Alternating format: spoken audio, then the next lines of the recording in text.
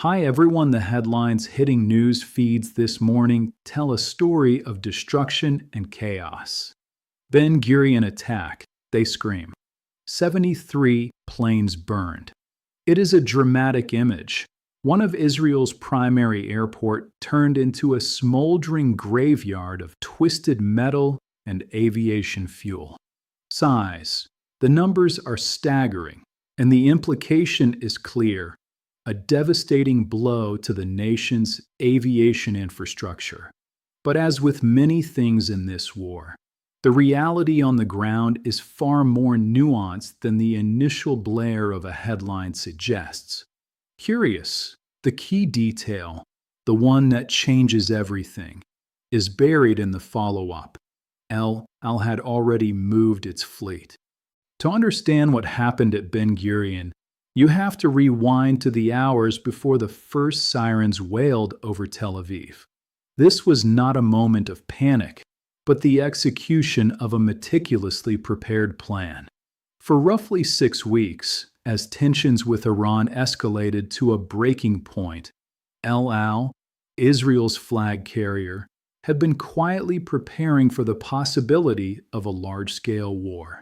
They had studied the lessons of previous conflicts, understanding that the threat from ballistic missiles would be unlike anything they had faced before.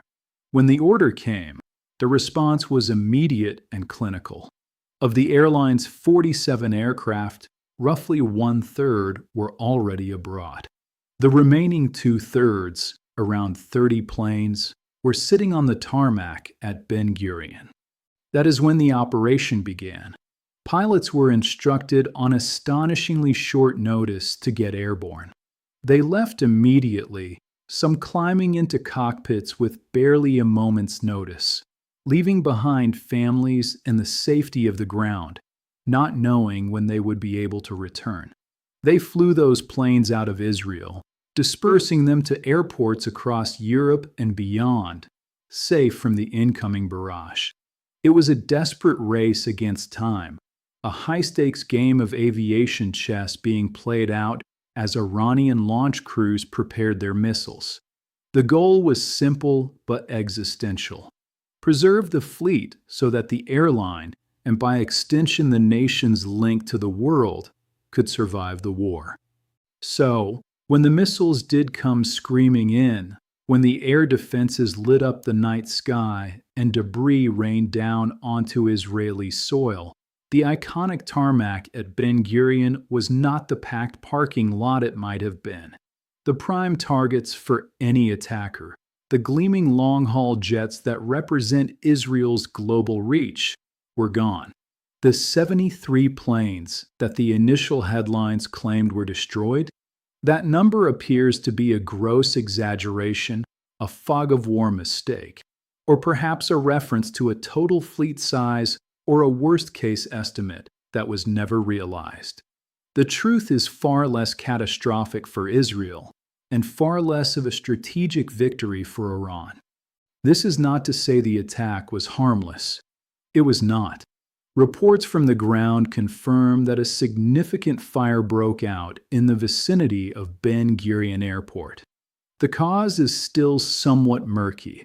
Initial reports suggested a direct rocket hit, while others, including some local residents, posited that it may have been caused by a fallen anti-aircraft missile, a piece of Israeli interceptor falling back to Earth. Regardless of the source, the fire was real and it caused damage to some facilities. But it was a far cry from the obliteration of an entire fleet. The planes that burned, if any did, were likely not the mainstay passenger jets of El Al, but perhaps other aircraft or ground equipment that could not be moved. The aftermath of the attack paints a picture of a country and its aviation sector operating in a new, dangerous reality. Ben Gurion Airport is no longer the bustling, nonstop hub it was just weeks ago. It has shifted from total closure to what has been described as measured motion. The Israel Airports Authority, in close coordination with the Home Front Command, has implemented a tightly controlled, phased reopening of the airspace. The scene inside the terminal today is one of frustrated travelers staring at departure boards. In just one recent snapshot, 16 flights were delayed and 5 were canceled. For passengers already worn down by weeks of uncertainty, a delay at Ben Gurion is not a minor annoyance. It can mean missing a vital connection in Europe, losing a repatriation seat, or being stranded in a country under fire. The restrictions are severe. To prevent dangerous crowding during potential missile alerts, outgoing flights are capped.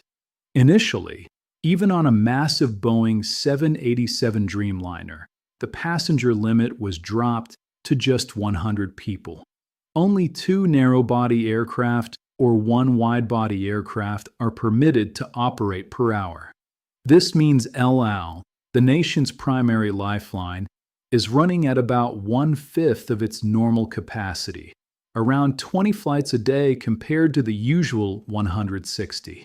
Every single rotation is a logistical nightmare, squeezed into a tiny window of operational safety. While El Al saved its planes, the same cannot be said for the ground infrastructure. The missile barrage that lit the sky was intense. Iranian state media and international news outlets reported that the Islamic Revolutionary Guard Corps targeted locations across Israel, including the areas around Ben Gurion.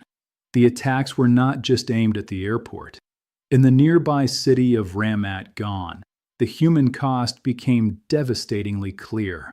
Megan David Adam, Israel's emergency services, reported that a man and a woman, both in their 70s, were killed by shrapnel from the Iranian missiles. Several others were wounded in Petah Tikva and Bnei Brak as debris rained down on populated areas. Perhaps the most visually striking damage occurred at the Tel Aviv Salvador Central train station.